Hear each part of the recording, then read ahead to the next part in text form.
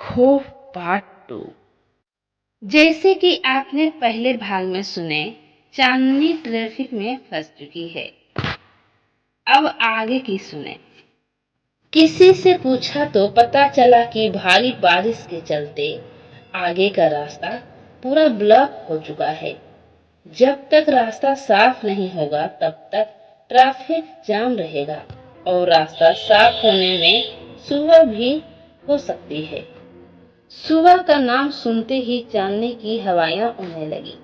तभी चांदनी देखती है कि कुछ गाड़ी कच्ची सड़क की तरफ जा रही है। भैया, ये कच्ची सड़क कहाँ जाती है? चांदनी ने किसी से पूछा।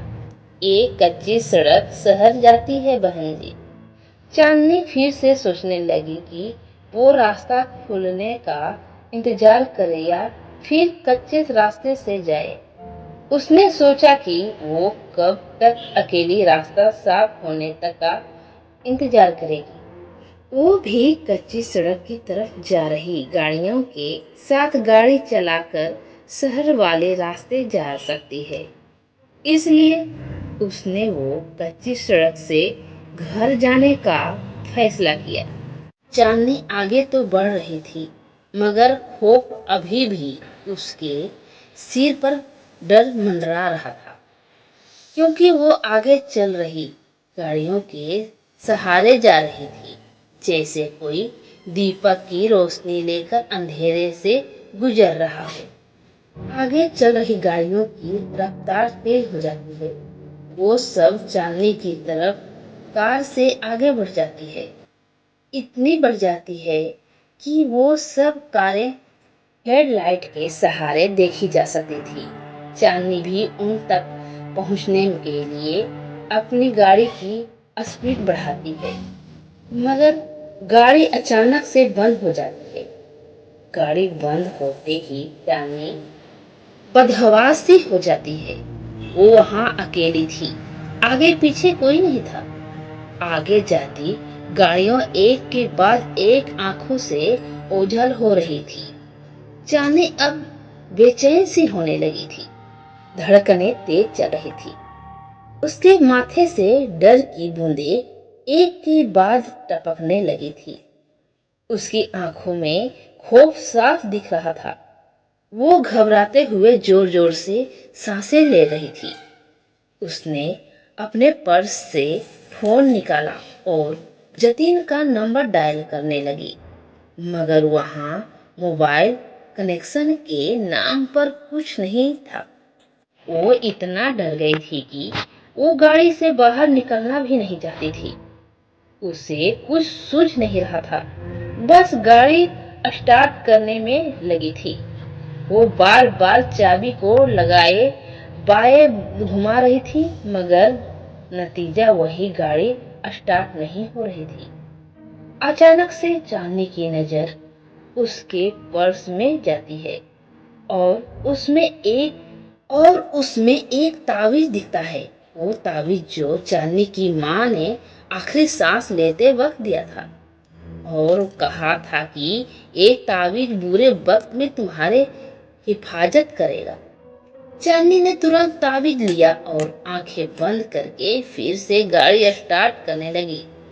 कोशिश करने लगी कि माँ का दिया ताबीज काम कर रहा था। गाड़ी एक झटके में स्टार्ट हो गई। चांदनी के तो जान में जान आई। ऐसे राहत की सांस ली। चांदनी ताबीज की शक्ति से अचंभित हो गई। वह समय व्यर्थ किए बिना वहां से जल्दी। चांदनी 1-2 किलोमीटर का रास्ता काट चुकी थी। वहां उसे एक बोर्ड दिखता है। उसे बोर्ड पे लिखा था भैरव चौक। भैरव चौक नाम पढ़ते ही रोंगटे खड़े हो गए और आंखें खुली की खुली रह गई। उसकी सांसें फिर से तेज रफ्तार से बढ़ने लगी। वही भैरव चौक जिसके बारे में चांदनी ने पढ़ा था, जहां पर खून बलात्कार जैसी वारदातें हुई थी। उसने फिर से ताबीज को हाथ में थामा और एक पल के लिए आंखें बंद की, जैसे वो भगवान से दुआ मांग रही हो कि अब की बार गाड़ी बंद ना हो। मगर ये क्या, चांदनी की कार भैरव चौक के नाम के बोर्ड के ठीक सामने आकर रुक गई। चांदनी ने बाहर का नजारा देखा तो वो बेहद अंधेरा और डरावना था। जुगनू की टमटमाती रोशनी के सामने कुछ दिखाई नहीं दे रहा था। चांदनी ने फिर से तावीज उठाया और आंखें बंद करके भगवान का नाम लेती हुई गाड़ी स्टार्ट करने में जुट गई। गाड़ी के चाबी को दाएं बाएं घुमाकर उसकी उंगलियां तक थक गई थी, मगर अब की बार गाड़ी शुरू होने का नाम ही नहीं ले रही थी। एक दो बार फोन भी लगाया मगर वहां भी उसे नाकामयाबी मिली। वो इतनी डरी हुई थी कि गाड़ी से बाहर निकलने में भी उसके पैर कांप रहे थे। तभी उससे सामने कुछ दिखा।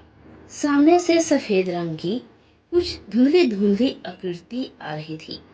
चांदनी उसे देख दहल गई और बदन में कपकपी होने लगी। वो आकृति जैसे जैसे आगे आ रही थी वैसे वैसे एक आकृति से 3 आकृतियां हो गई थी। काले घने अंधेरे में सफेद रंग साफ साफ दिख रहा था। चांदनी उसे देख बस सोच रही थी, ये क्या आ रहा है?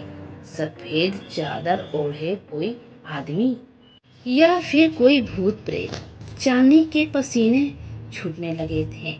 चांदनी ने जल्दी से गाड़ी के शीशे बंद की, नहीं ये तसल्ली कर ली और वहां बैठे बैठे तावीज को हमें आंखें बंद करके भगवान का नाम जाप करने लगी।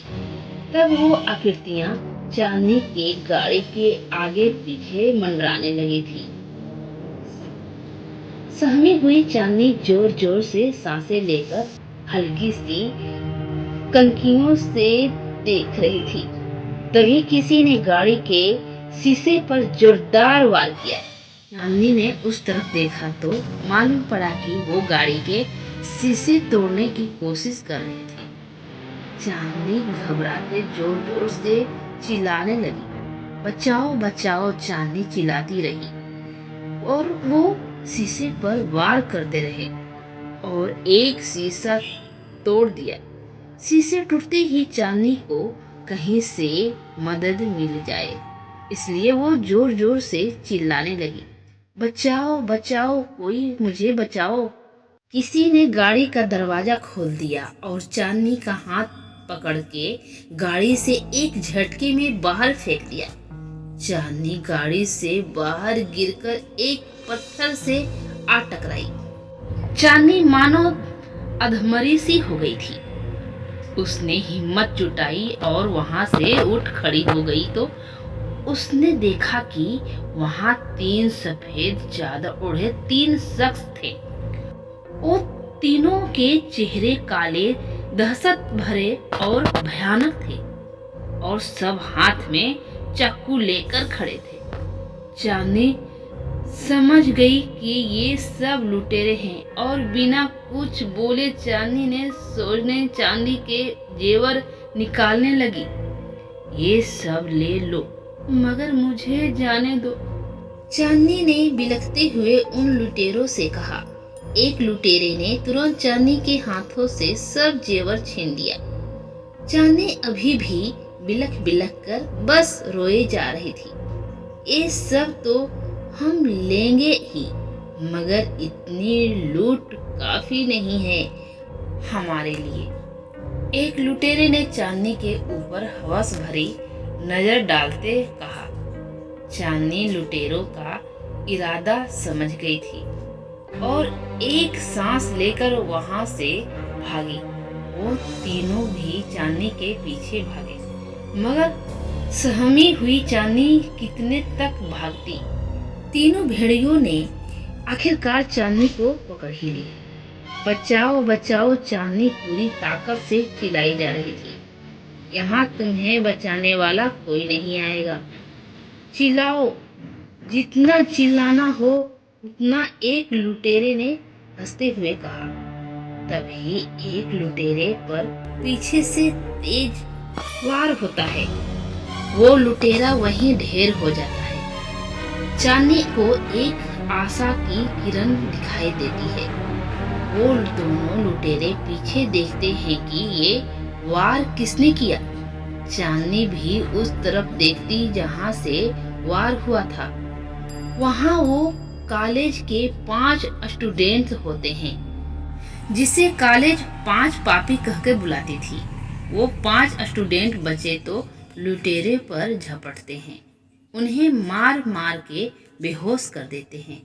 चांदनी वहां सहमी खड़ी आंखों से आंसू बरसती बस देखती रही थी और सोच रही थी कि जिस 5 पापी को बुरा और गलत समझ रही थी, वही लोग ने आज चांदनी को बुरे हादसे से बचा रहे थे। मैडम, हम बुरे हैं मगर इज्जत सबकी करते हैं, आप बेफिक्र होकर जाइए। ये बंटी आपको सुरक्षित घर तक छोड़ देगा और हम इन लुटेरों को पुलिस के हवाले कर देंगे। इन लोगों ने भूत प्रेत के नाम पर बहुत लूट मचा रही थी। अब पुलिस इन्हें मजा चखाएगी। एक स्टूडेंट ने कहा, मुझे माफ कर देना, मैं तुम लोगों को गलत समझ रही थी, मगर तुम इन से आगे चांदनी के मुंह से एक शब्द भी निकल नहीं पाए। चांदनी के आंसू ही थे जो सारी बातें बयां कर रही थी। चांदनी वहां से सुरक्षित होकर घर अपनी चली गई।